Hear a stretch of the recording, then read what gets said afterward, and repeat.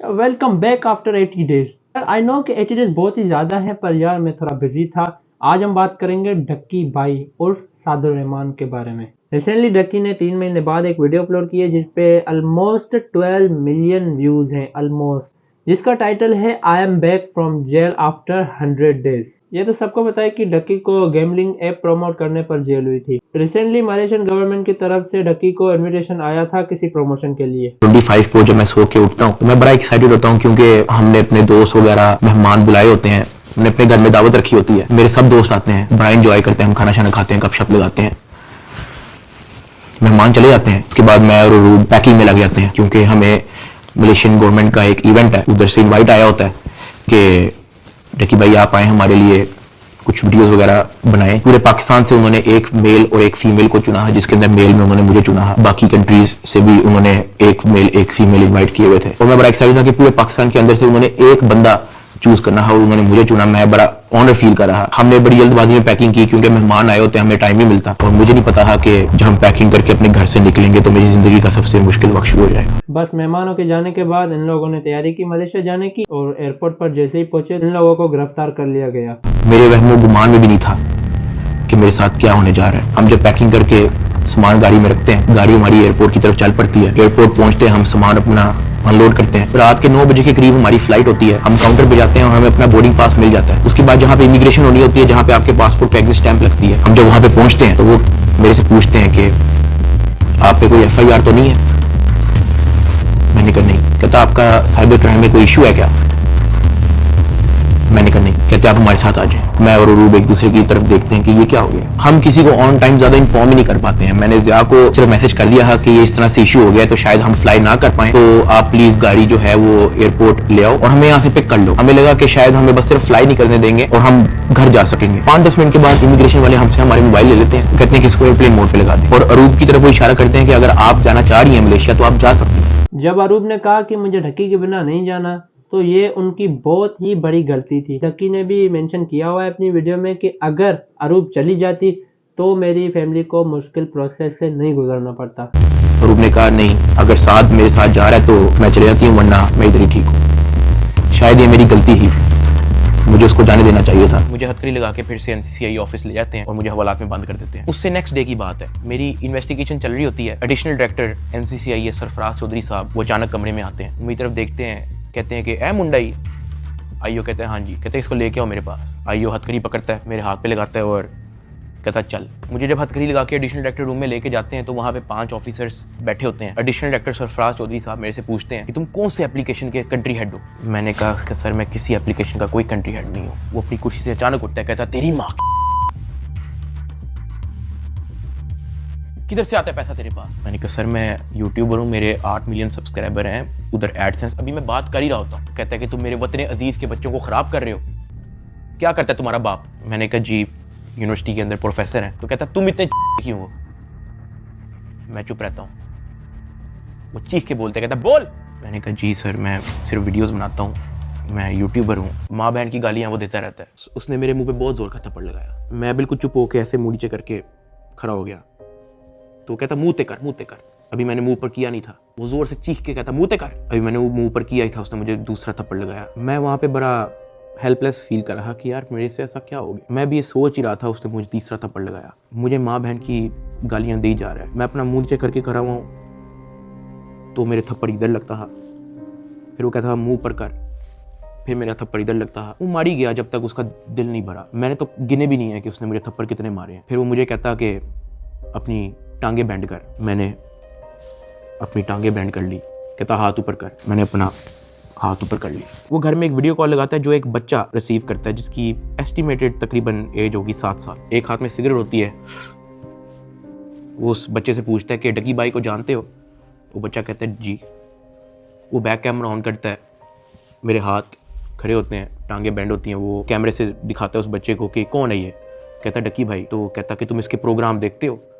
कहता जी। वो पीछे जो प्राइवेट मुलाजिम खड़ा होता है जो बहुत जोर का पीछे थप्पड़ मारता है। सरफराज चौधरी साहब उस 7 साल के बच्चे को कहते हैं ये देखो इसके साथ क्या हो रहा है, आप देखोगे तुम इसका प्रोग्राम? कहता नहीं। चलो फटाफट इसको गालियां दो। बच्चा कहता है कि सरफराज चौधरी साहब कहते हैं और का बच्चा। सरफराज चौधरी साहब कहते हैं और का बच्चा। थप्पड़ वो मारी जा रहा होता है पीछे, वो वीडियो कॉल पे उस बच्चे को दिखा रहा होता है कि ये तुम इसके प्रोग्राम देखते हो और ये मैं क्या बताऊँ यार। मैं तब बड़ा हेल्पलेस होता हूँ, मैं समझ नहीं आती कि मैं क्या करूँ और किस तरह इससे निकलूँ। मैंने क्या किया ऐसा। खैर वो सरफराज चौधरी कहते हैं कि इसको ले जाओ, इसकी तरीके से तफ्तीश करो।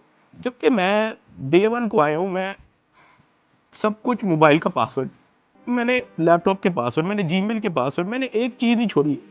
मुझे आज जितने ऑफिसर्स थे वहाँ पे, मुझे एक ऑफिसर आके दिखा दे, बता दे कि डक्की भाई ने हमें ये चीज़ नहीं थी दी। तो यहाँ पर डकी बता रहा है कि मुझे वो थप्पड़ मारी जा रहे थे जब तक उनका दिल नहीं भरा। डकी को इतना टॉर्चर किया जा रहा था कि उसने खुद कहा, मुझे जितना मर्जी मारे, मैंने किसी को नहीं बताना। डक्की के 3,26,000 USDT जो है अपने अकाउंट में उसने ट्रांसफर कर लिए और जिनकी वैल्यू होती है पाकिस्तानी रुपीस में 9 करोड़। उन्होंने दर्जनों पॉडकास्ट दे के ये बताया कि 3,26,000 USDT जो है वो हमने इससे बरामद कर लिए हैं। अब मैं आपको उसकी असल स्टोरी बताता हूँ कि वो क्या है। हवाला से मुझे इन्वेस्टिगेशन के लिए लेके जाते हैं कोई शाम के 7 बजे के करीब। आइयो मुझे कहता है कि अपना बाइनेंस का अकाउंट खोल। मैं अकाउंट खोल देता हूँ। मेरे अकाउंट के अंदर कुछ ट्रेड चल रही होती है जो मेरी सारी लॉस पे गई होती है, क्योंकि उस दौरान बिटकॉइन नीचे गया हुआ था। वो सारी ट्रेड मेरी लॉस में क्लोज करता है, मेरी फ्यूचर्स की ट्रेड सारी लॉस में क्लोज करता है, मेरा पर्सनल नुकसान करता है। सारे टोकन जो मेरे पास डॉज, बिटकॉइन, इथीरियम, मेरे पास दर्जनों टोकन और पड़े हुए थे, वो सारे क्लोज करके उसको यूएसडीटी में खुद कन्वर्ट करता है और वो कहता है कि ये यूएसडीटी ट्रांसफर कर। मैंने कहा सर इसकी क्या वजह है, आपने मेरा पर्सनल लॉस भी कर दिया है।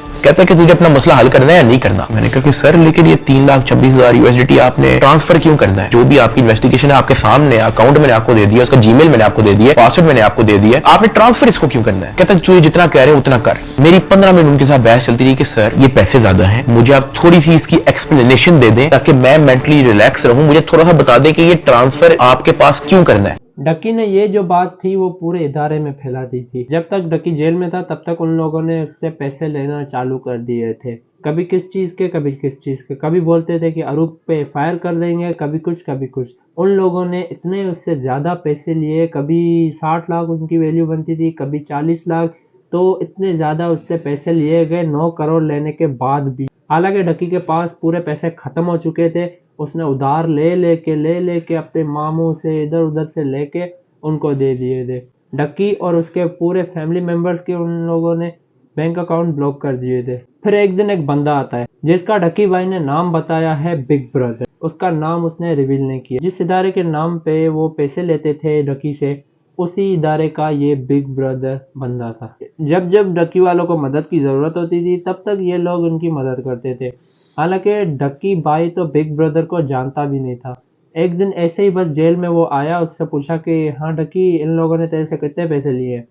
तो डक्की ने पहले बार बताया कि मुझसे बिल्कुल भी पैसे नहीं लिए, क्योंकि पहले भी डक्की को पता था कि अगर ये बात उन लोगों को पता चली तो फिर से ये लोग मारेंगे मुझे, तो इसलिए जो है डक्की ने उसको बताया नहीं।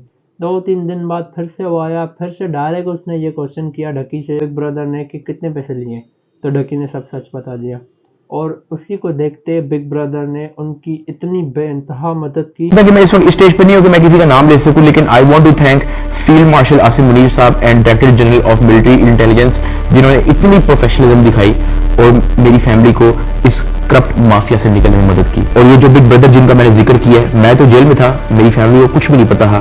जब उनको कोई परेशानी होती थी, जब उनको कोई सवाल होता था, जब उनको किसी चीज की टेंशन होती थी, ये जो बिग ब्रदर है ये और इनकी टीम हमेशा उनके लिए अवेलेबल रही है। और इस तरह का clean up operation in corrupt mafia के अगेंस्ट आज तक पाकिस्तान की तारीख में नहीं हुआ, और इस सब क्रेडिट जो है ये इंटेलिजेंस एजेंसीज को जाता है।